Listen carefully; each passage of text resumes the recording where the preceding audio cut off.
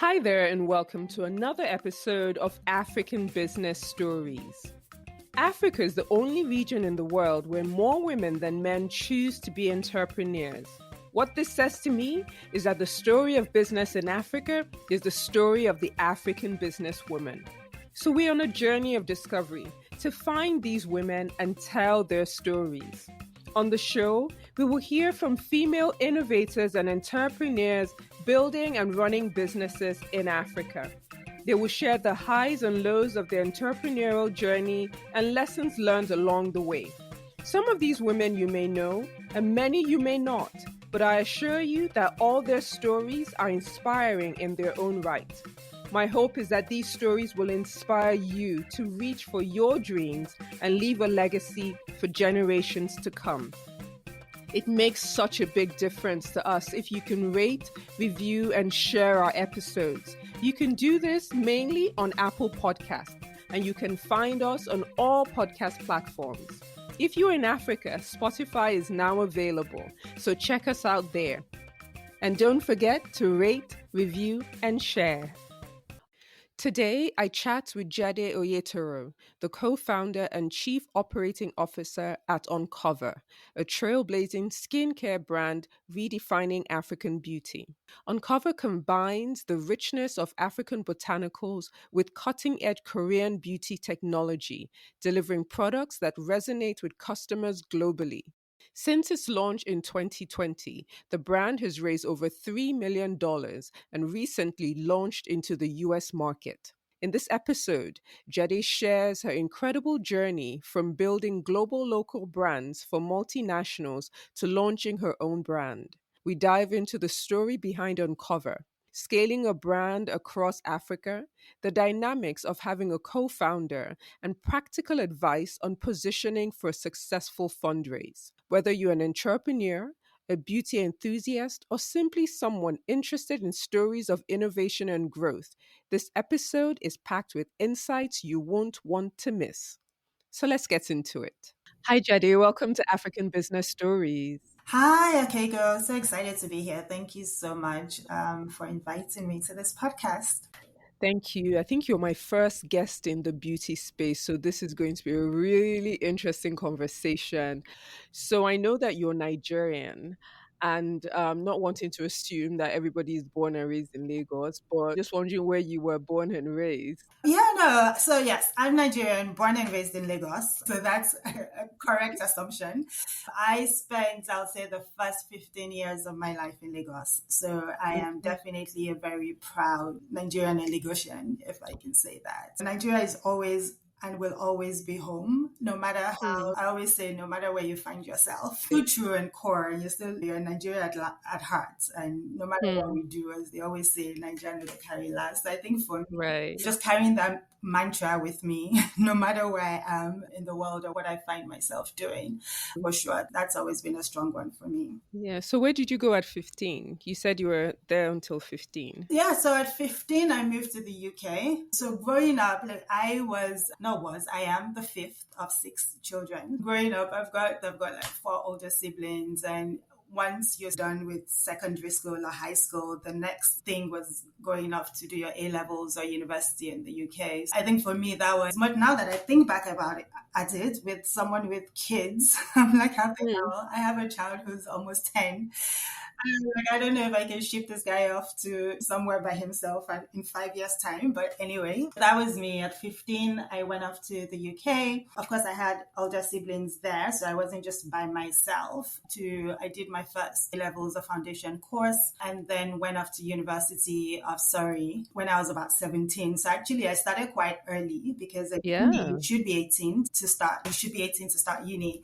I actually started when I was 17, and I remember being told, which is weird, nobody has that, but I was given like a school mother, if that's what we would call it when we're in Nigeria. So it was one of the professors had to sign to be my guardian as a 17 coming to uni, which was quite interesting. But yeah, so that's where I guess I spent the next 10 or so years of my life in the UK, going through uni. And at the time, it was very interesting for me because when I was applying for my, what was it called? ACAS or UCAS? I can't remember what. UCAS. Yeah, exactly. And I remember being so stuck. What am I applying for? What do I want to go to uni? What do I want to study in uni and all of that? I ended up doing nutrition, but there's a whole story behind behind that. But anyway, back to your question. At 15, I was shipped off to the UK. Really thankful and obviously grateful for that experience as well. Just for the benefit of our guests who are like, what in the world is UCAS? So UCAS is like the admission process for getting into university or college Yeah. in England. So just to explain that for people. Yeah. So is there any fond childhood memory you'd like to share, whether from your time in Nigeria or from your early days in England? I think for me, anytime I just try to remember, I think it was just every time, I think my happy place was just always around community and family. And I think most Nigerians always at that time grew up, family communities was like raising a child. And I grew up in a big household, 6 kids with my mom and dad, and then I had cousins, and our house was always where neighbors and everyone always came to. It was just always so much fun. And what that meant also was, if you're going to be this small little child in the middle of all this chaos, like just very quickly adapting to be sharp and street smart and great for your voice to be heard, I think was just so important. But it was fun. It was always nice looking up to these older people. I think it's the privilege of just having much older siblings. You can always just look up to and aspire to and just be like, oh my God, what they're doing, they're so cool. But I think that was me. That was my childhood. It was just always happy gatherings and community. And that was very important to us. And that's always been a core value for me. So you go off to university really young and you pick nutrition.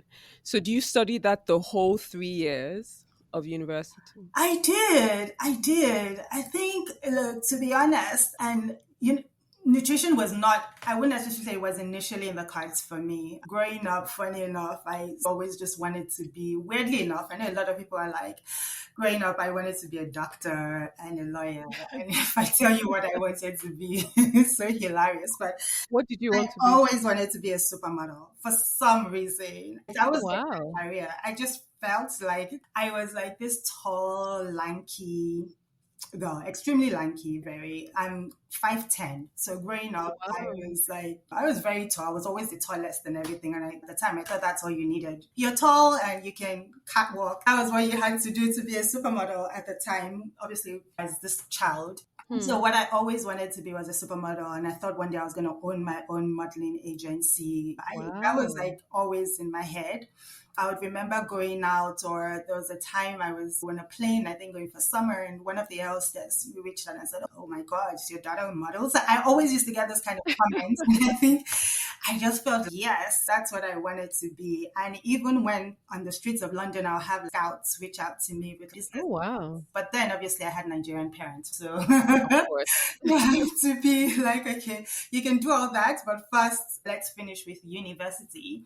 And obviously there was no course around, there's no modeling course or anything. And so I think for me, at the time, my mom was also a nutritionist. I was really thinking about I was looking at everything. I was like, what am I really good at? What do I enjoy? I really loved like chemistry, biology, but I was definitely not going into the doctor, pharmacy. Pharmacy was actually a second option for me if I hadn't gone with nutrition, but I really didn't want to go into that space. And so nutrition I became very fascinated about it as I was speaking to my mom and just trying to understand just the science of the body and how it plays a role. And I really just started to get excited about the possibilities. So I thought, okay, let's try it. And that's how I got into nutrition. And I applied for it, and all the schools I applied for picked me. And I studied it. It was a 4-year course.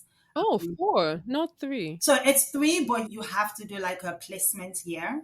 After the second year, you have to do a whole placement year to work somewhere, and then from there come back to complete your 3rd year or your 4th year course. Yeah, so that was how I jumped into nutrition, and it's really helped me, to be honest, in where I find myself today. Do you go on to do your MBA right after, or do you work before you do your MBA?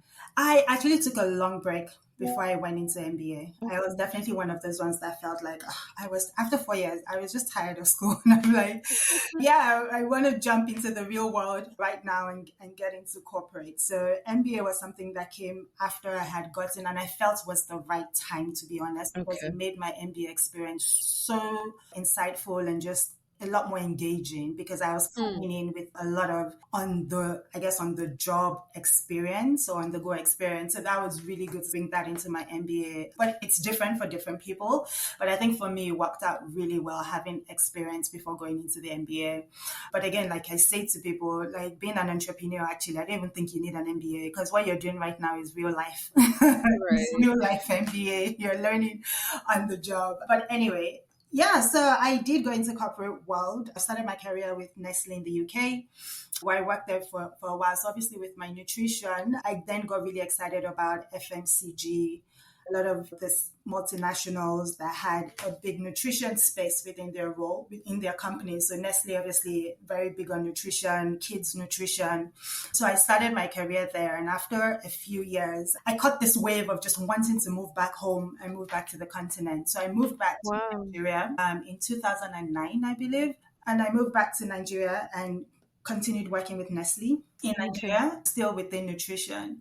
And I think at the time is when I then got really exposed to how interesting FMCG industry is. Everything from the sales piece to the marketing to brand building and storytelling. And it was just such a beautiful experience that I felt I wanted to try that and move away from that core nutrition into more of the operational growth strategy piece. And so my career has not been a straight line. I think I have definitely dabbled into everything from core science and nutrition to more social science and just understanding consumer behaviors and how that links and interacts with product and brand building and just telling a story has been quite interesting for me. And so when I moved back to Nestle, I was working in Nigeria, and at the time I had to do my youth service.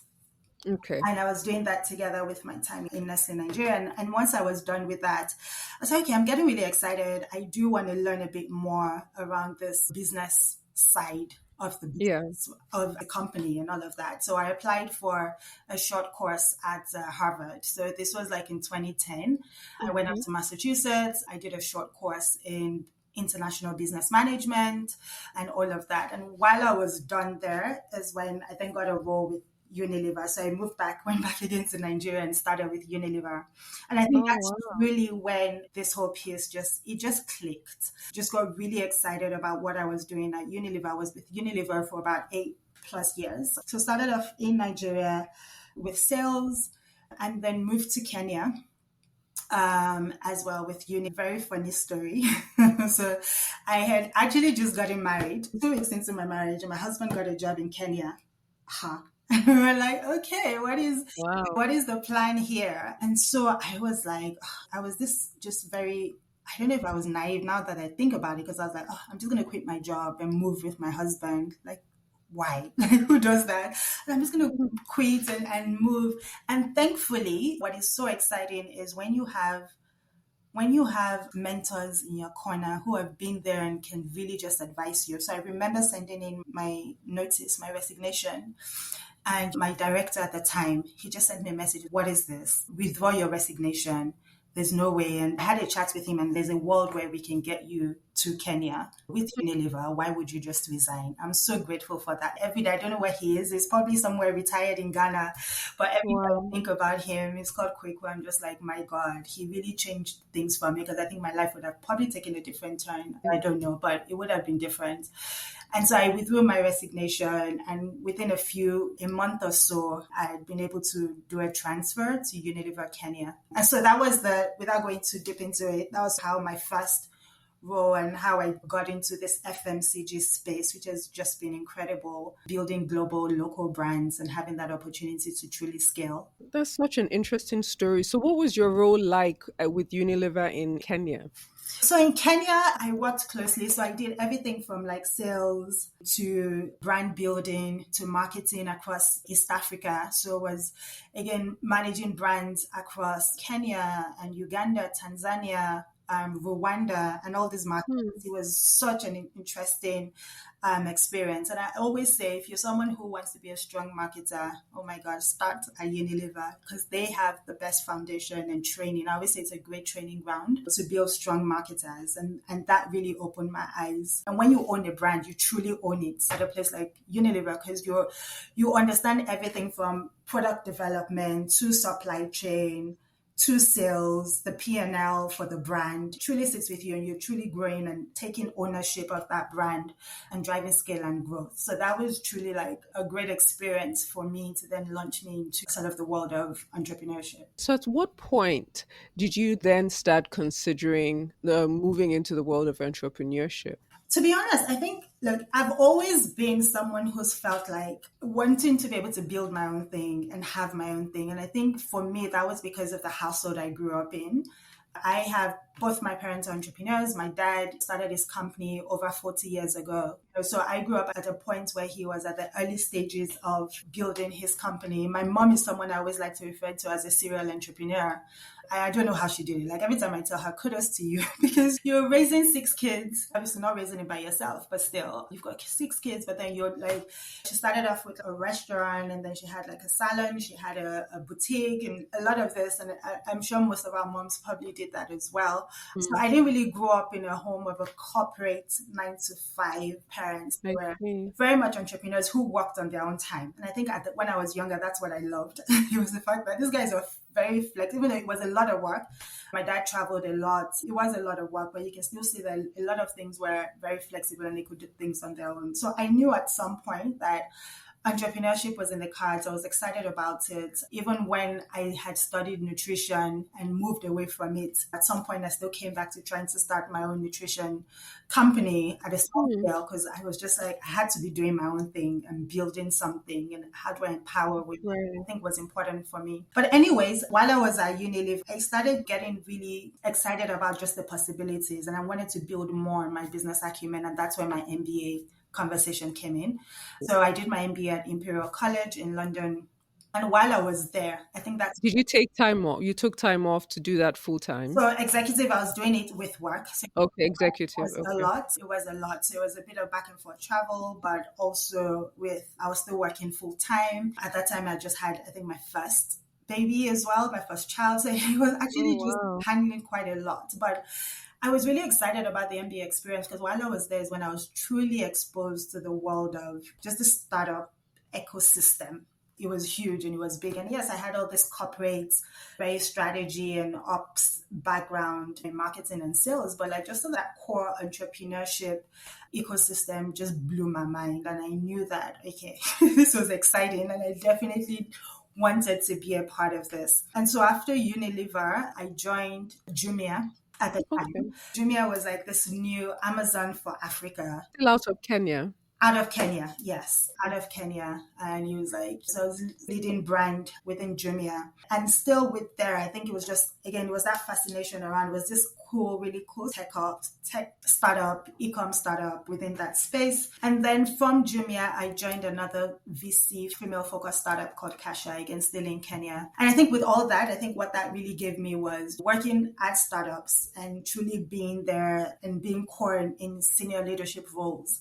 I think just exposed me, to be honest, in this. There's a world of just having a startup and being an entrepreneur. If I think about my dad, and you're raising funds, or using your funds, or you're going to the bank or whatever that is, but then there's this other world of this venture capital that was so new to me, but it was exciting. And I was like, gosh, yes, I definitely want to be a part of that, to be able to build and have people truly back you. Building something, they believe in what you're building, and you're going out and you're truly disrupting, I think was something that was very exciting for me. Yeah, and so while I was at Kasha, the opportunity for Uncover, to be honest, came up, and I thought this was going to be amazing. At the time, I was doing Kasha.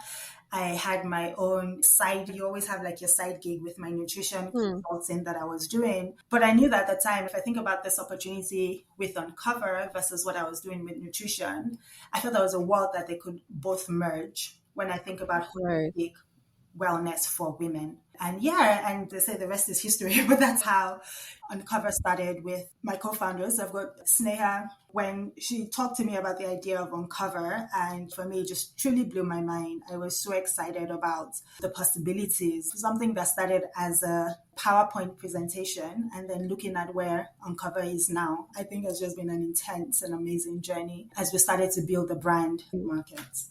So were you guys part of a incubator or an accelerator of some sort? Did I read that Yeah, somewhere? so Uncover was incubated by Antler. So Antler is a global Okay. VC accelerator. And again, different. If you feel like you're an entrepreneur, you want to build something and you have an idea, you apply for the program, you get into it, and while you're in the program, you meet different founders. A lot of people come together as co-founders there, where you go into that program, meet a co-founder, you come up with an idea and truly build out what this idea is. And so at the end of the cohort of the round, you get to present your idea to what they call the IC. So you're presenting it to the investment committee. And what was really exciting with Uncover was that within that cohort, Uncover was like the only brand that came out of that with unconditional funding.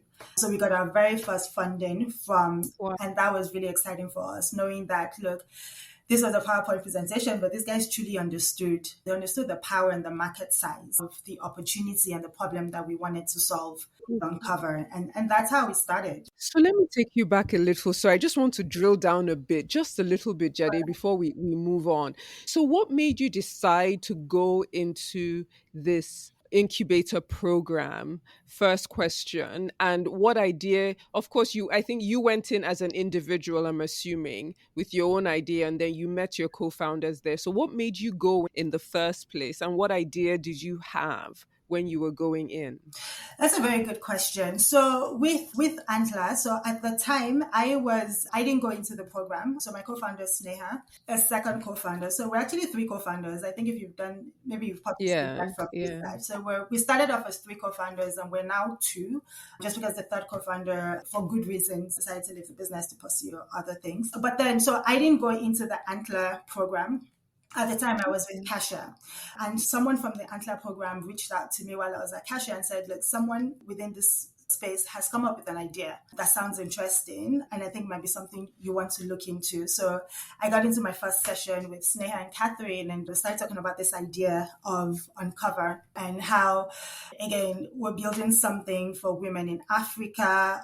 Everyone had a core experience and what they've experienced in the market. And how do we really build something for women of color? And starting with the continent where we're all living, it's all just super exciting. So I think for me, that's then where I got super excited and to now start building this brand together. I think it's so much better having co-founders to work with than building a business alone. It can be quite lonely and it's always great to have a co-founder to work with as well. Yeah, it's interesting because it's a mixed bag. I had one guest who we spent time talking about co-founder breakup and what it feels like. And then of course there are people who have successfully navigated and building great brands Yeah, with co-founders who've come to become family. yeah. What has your experience been like? Of course, you didn't know your co-founder before you started, and it's a bit of a gamble. But what has that experience been like? It's a good question. It really is a bit of a gamble because you just never know, especially if you're just meeting this person and you're learning your professional backgrounds and how you love to work. I always tell people co-foundership is like a marriage. It really is. Like Right. between myself and Sneha, it really is, it's a marriage because you're speaking to this person more than like hours in a day. They're a part of you. You guys are just discussing, you have a shared vision and you have to work together to achieve that vision. So it's so important that you have someone that one you truly trust because trust is so important. But then just having complementing skills, I think that has really helped us. So Sneha comes from a background that's very finance, private equity focused. So she's someone who loves numbers and she crunches the numbers and builds financial models in her sleep, right? I've come from a background that's very operational, brand, marketing, strategy. And so bringing those skill sets together, I think very complementary in the way we work and how we trust each other. This is your core and I trust you to be able to focus and drive that growth. And this is my core and she trusts me to be able to focus and drive that growth. And we know that we have a shared vision and we do that together, knowing that we're both building something very meaningful that's core to our hearts. Because outside of just building Uncover, For us, I think where we've really gelled in our vision is truly about empowering women. That's the foundation. I think we're both in that space where we truly just want to be able to empower women, whether it's in their confidence in leadership positions. So for example, at Uncover, our entire leadership team are women. A brand by women, for women, and that's just so it's important for us to be able to do that. So having a co-founder that you can do that with and you have the same vision, I think it's crucial. So tell us a bit more about Uncover Skincare. Yeah, so Uncover is, I like to say, we're really not just a skincare brand. Skincare in terms of product, but we're truly bigger than skincare. We are a movement to prioritize melanated skin. I think at the core of it is just knowing that there are a lot of us that exist, a lot of women existing, different shades and tones in black, brown, every shade in between. But a lot of times our voices are sidelined. And so for Uncover, it's very important that we're putting melanated skin women at the center of everything we do. And so taking all that, and obviously, yes, there's one part of it where we're putting that into skincare products that we develop. And so a lot of what we do that we love to term as African beauty, infusing the healing powers of African botanicals that we know have worked for generations on our continent. So everything from aloe vera to baobab to rooibos, kombucha, like how we're taking those African botanicals, infusing them with Korean beauty technology. So K-beauty is, I like to call it like the Paris of skincare. They're miles ahead when it comes to skincare technology. And so we're really bringing the best of both worlds to make sure we're giving African women the best possible care. And I think that care truly comes in the second piece of what we're doing, which is truly about empowering and helping women to uncover their confidence, uncover whoever they want to be. So a lot of that comes out in our core messaging and content, right? Which is about affirmations. Again, when I talk about my nutrition background and really looking at Uncover as a holistic solution to wellness, it's not just about topical skincare products. We talk everything about what goes in is as important as what you put on your face.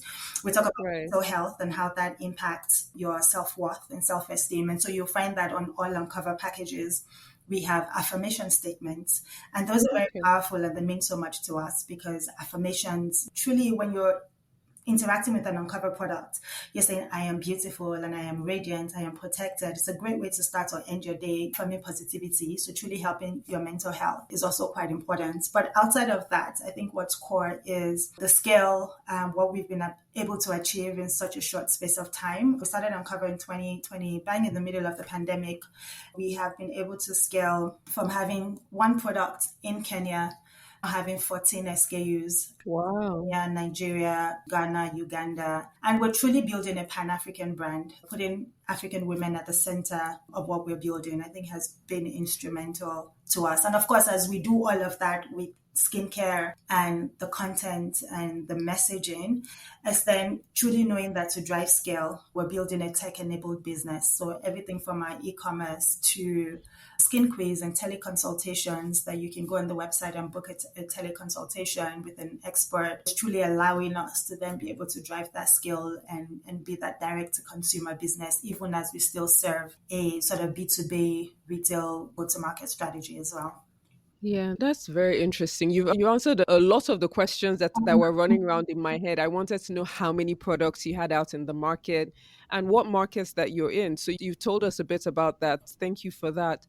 In terms of how people get a hold of your products, I know you are building a tech-enabled business, but in some of these markets, people don't have access to shopping online. So how are you scaling in terms of products on the ground? Our route to market is twofold. So yes, there's the focus on direct to consumer through e-com and social commerce and all of that. But we also have our B2B offline because we're still, to be honest, heavily a B2B market, an offline market, right? The content is still very, like you say, not everybody wants to shop online or trust shopping online. So you still want to be able to walk into a store to feel, to experience, to trust that this is a real product, because we also have there's a lot of issues around just gray products and counterfeits in the market. So people just want to make sure that I know where I bought this product from and I know where they are. So we're still the majority of our business still sits within the B2B space. So in Nigeria, for example, we are in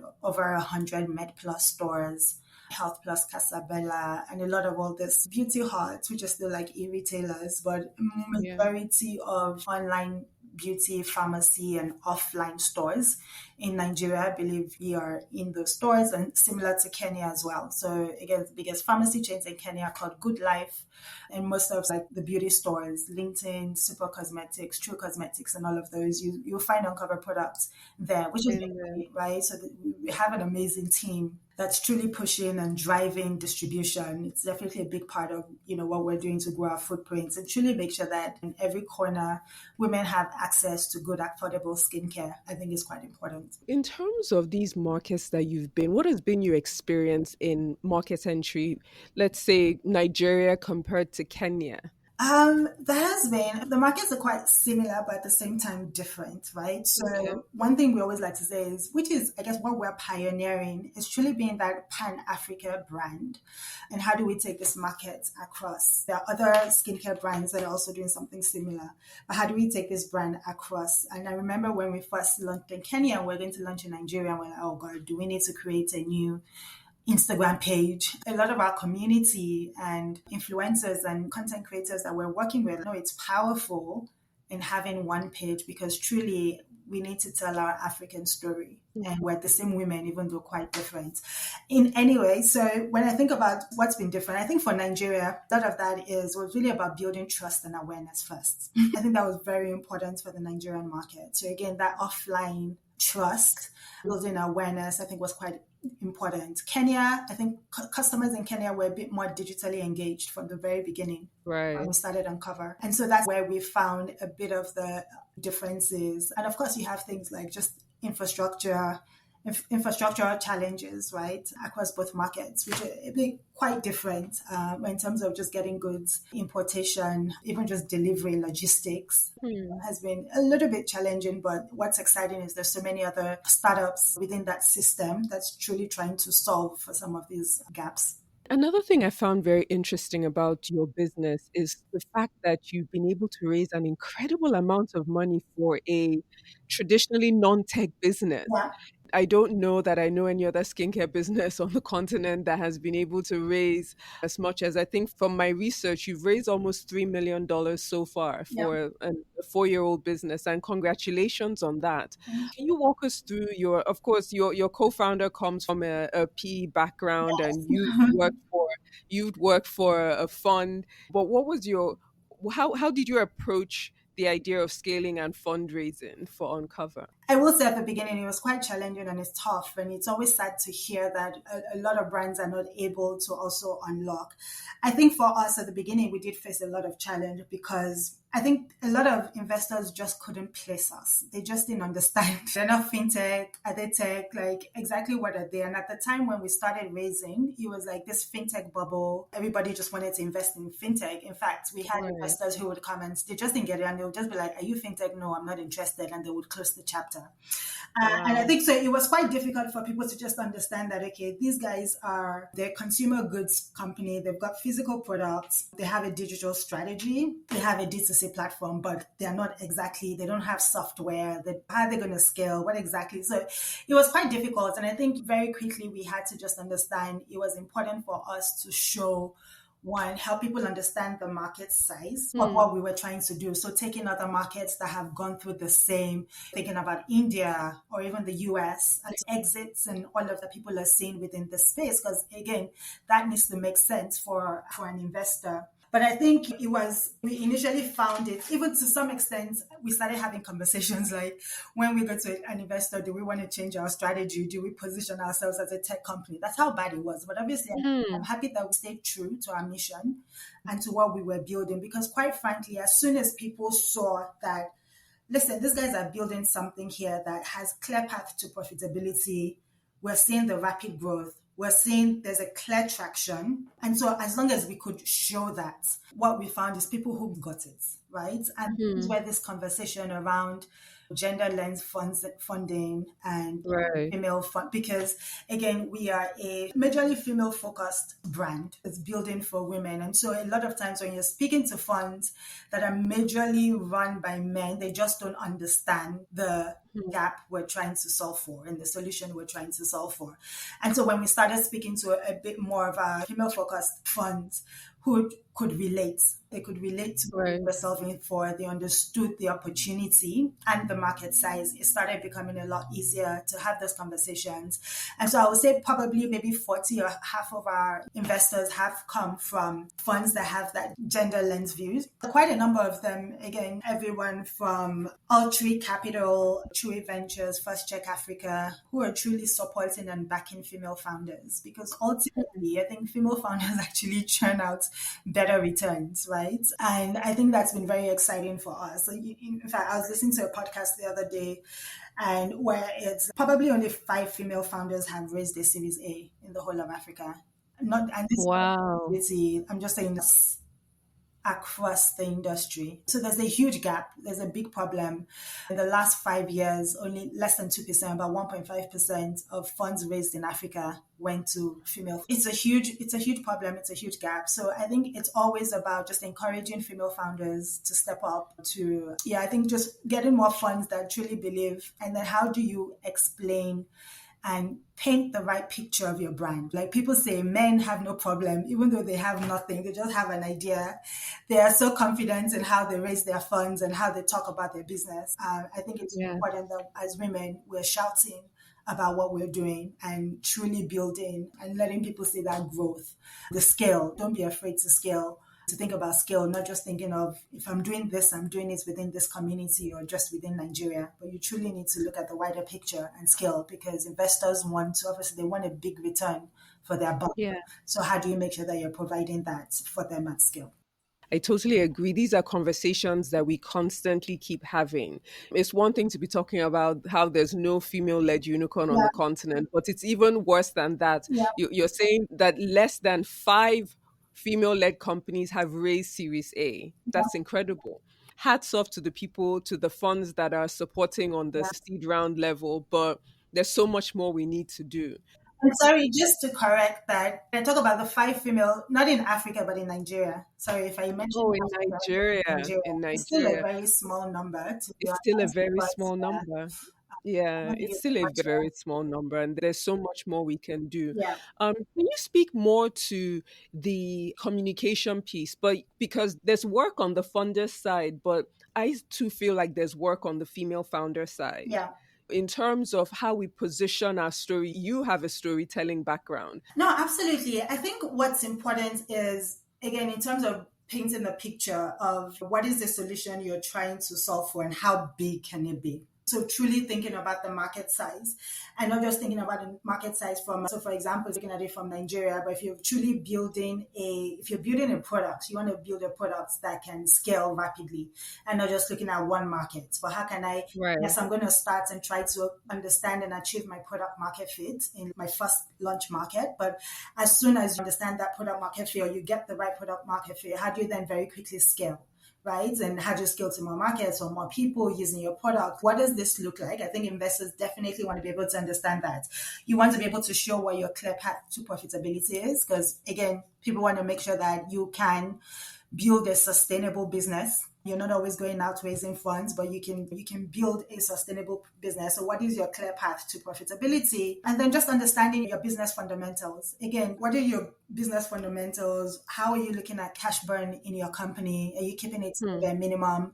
Are you tracking? Like, what are the key metrics that you're tracking in your organization? Everything from gross margin to the revenue to return on investment on every marketing spend. People just feel, I don't really understand your industry. I can't relate. So you need to help them Hmm. understand and truly paint that picture. So as a brand or as a founder, how are you making sure that you truly understand the key metrics that are important to drive scale in your business? Every time I always say at Uncover, like we are tracking everything from how much we spend on a paid ad to a UGC creator or Right. a shelf strip in the store. What is the return? Each and everything you're spending is bringing back to the company. And I think investors want to see that level of understanding I think it's Mm. more than just doing a pitch deck and saying this is the solution and this is the problem and this is the solution. I think going in a bit more in depth of truly helping them understand and giving them that skill, that vision that you're building so they can buy Mm. into that, but also the business fundamentals, I think it's crucial. That's fantastic. Thank you so much for that. So, Jedi, what does growth look like for Uncover going forward? We always say at Uncover, we are proudly African but powerfully global, right? So we're Hmm. very proud about being an African grown brand, but we truly see ourselves as a global business because, like I always say, especially with skincare, you find a lot of these Western products in our markets, right? The amazing ads, the building all these brands that have been built around Western women in their markets, right? And then Africa seems more of like a regional expansion play. And it's like, okay, where's the next Hmm. market? Let's go to Africa. And then we see all these brands that truly don't have us in mind. And so for us, we are doing the opposite where we're truly providing products that's tested and approved by women in Africa. And so how do we now take products that have been approved by women in Africa and make those products global? And I think for us, that's core. So if I think about the next stage, we're actually launching in more markets. So it's really about how we're taking this global, going into more markets. I think what has been exciting for us is, again, taking a bit more of a global stand and a global stage to entering more markets and truly taking African skincare global. That's what's truly exciting for us. And as much as, yes, we're growing our portfolio in terms of product expansion, and we're very data driven in the way we release products. So again, it's not just about going to get products from Korea, and we're very data driven. We're listening to our community and saying, okay, what are products that women need? We have Hmm. data of over 30,000 women that have take that data points that we're able to look at. What are key concerns that women in Africa face? We know that the top three are hyperpigmentation, acne, and dry skin. When we think about our product development, how is it addressing those out of data? And so Right. all that to come up with strong formulas that are then produced in Korea. We bring them to Kenya and Nigeria. We test it on women here before we then produce at scale. So I think for us, anyway, going back to your question, it's really taking that African beauty and focus on African women and taking that global. And so we're really excited in the next couple of weeks, launching in the US market. This is still a bit Congrats. we're really excited about that and the opportunities that will come out of that. I think it's been huge for us.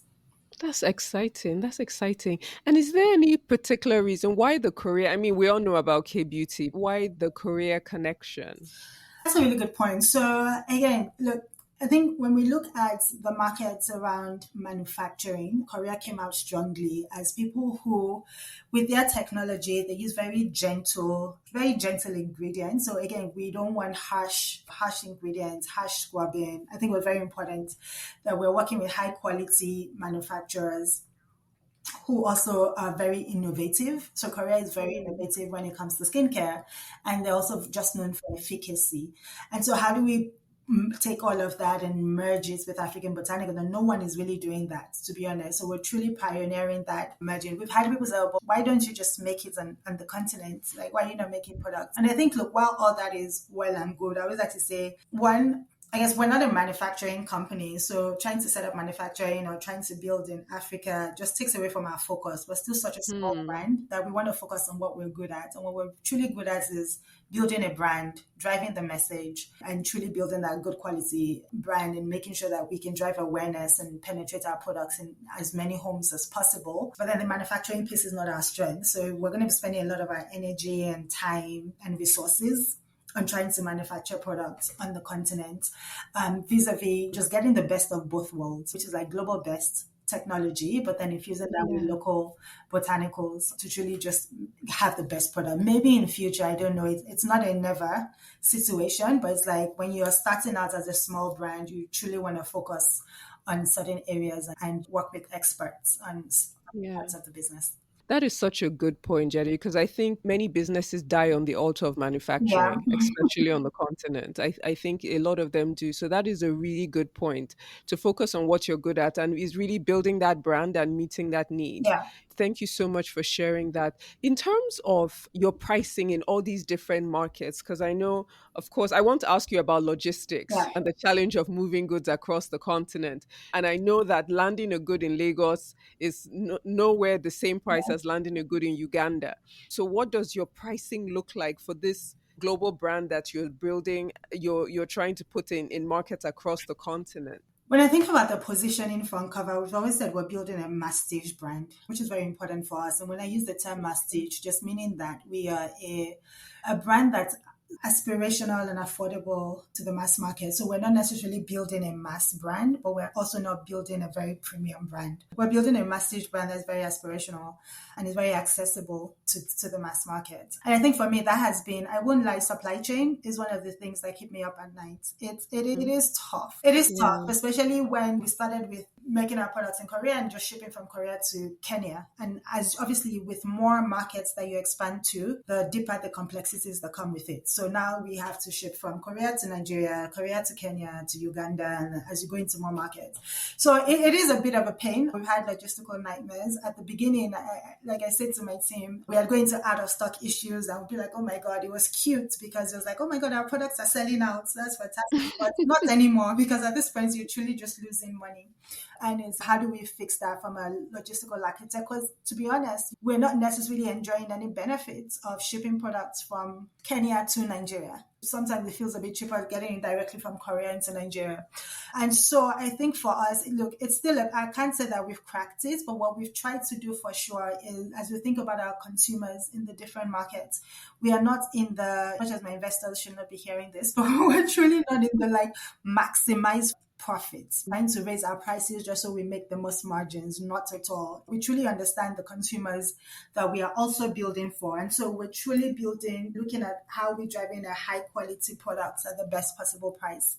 A lot of that, it might mean that we're taking hits on our margins, but it's important. There's no point putting a product out there that is super expensive and nobody's picking it off the shelves, because we also know how the economy is at the moment. So even in the 2 years or so that we've launched in Nigeria, we've done only one price increase, as opposed to other brands where it feels like almost every month price is changing. I think for us that's important because we're trying to absorb a lot of that as much as we can, but at the other side, looking across the value chain and saying, okay, where can pricing be impacted? Everything is not just about the end consumer. So it's everywhere from the supplier, right? So how can we get better pricing of the suppliers? Can we look at what else are we doing around like packaging?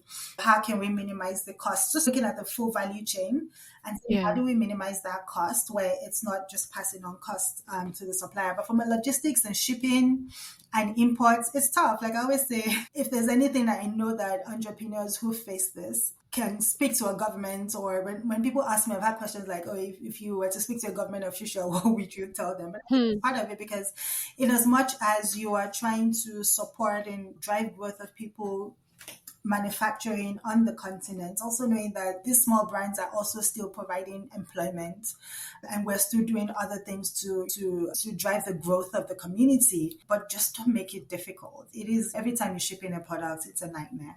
To be honest, we're working through it.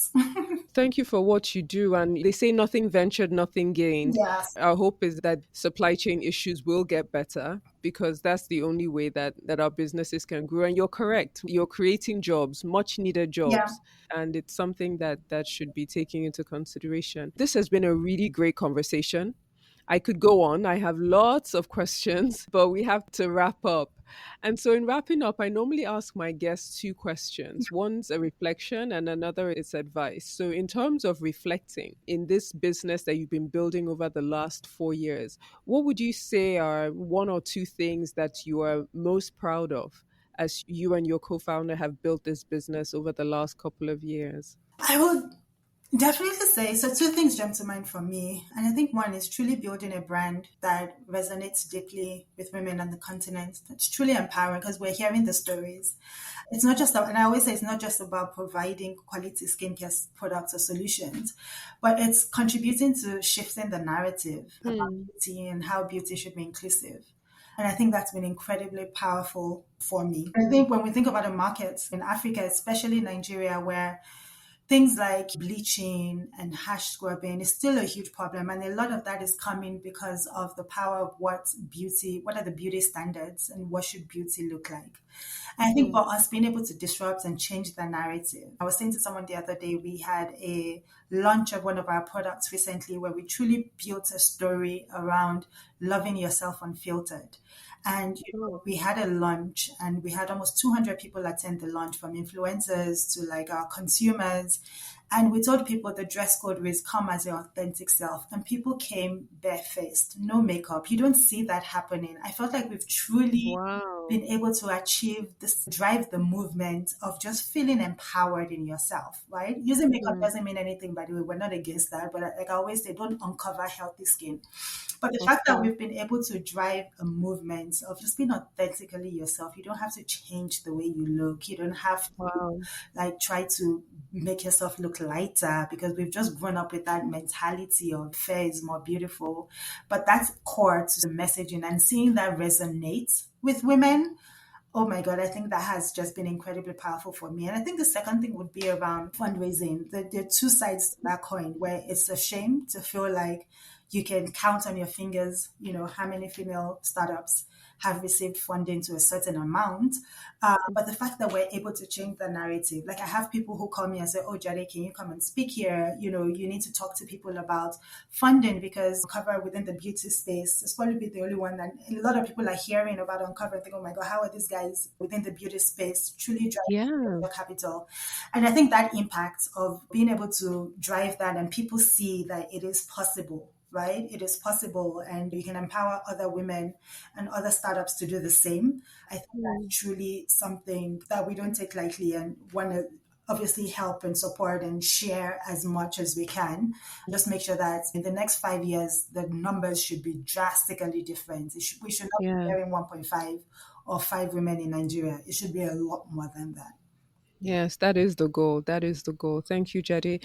And so, in terms of advice, if you could give one piece of advice to other women who are building businesses across Africa, what would that be? I'll definitely say be relentless and dream big. I think let's be confident in the solution and what we're solving for, and just truly dream about how can you scale. I think be relentless about your goal and your vision, because to be honest, only you can sell your story. If you truly know what you're building, no one else can drive and sell it for you. So be relentless, no matter how many no's you get. We've gotten so many no's trying to build this business and raise funds for it. But you just keep pushing. It's not these guys don't get it, so maybe what I'm driving, I'm really being ridiculous. But you know that you've got something powerful. Be relentless about it, and build that vision and stick to it. And I think as you build it, focus on truly building a high quality, sustainable business. Right? And I think if you have a high quality, sustainable business that continues to offer solutions that makes people's lives better, just stick at that. So no matter what it is that you're building, am I building something quality? It's sustainable. It's helping people's lives. I think stick at it, and you will find the right community that you need to help you scale that business. You will find it. Thank you so much, Daddy. This has been a great conversation. Thank you. Amazing. Thank you so much. I really enjoyed the conversation. Thank you so much for listening. If you're not already subscribed, please do so on Apple, Spotify, or wherever you get your podcast. And don't forget to leave us a review so we know how we're doing. I'm Jade Oyateru, and you have been listening to African Business Stories.